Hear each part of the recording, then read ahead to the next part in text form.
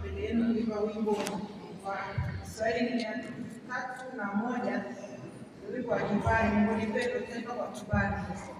Napoimba wimbo unatafakari mtumishi alipokuwa anasema kuna wagonjwa hospitalini, kuna ambao hawana ujasiri wa kumlimbia Mungu. Hebu nawe nipe ujasiri kuungana na mimi kuimba wimbo huu Mlipendo kwa ajili ya watoto. Mimi nitaimba kwa Kibali.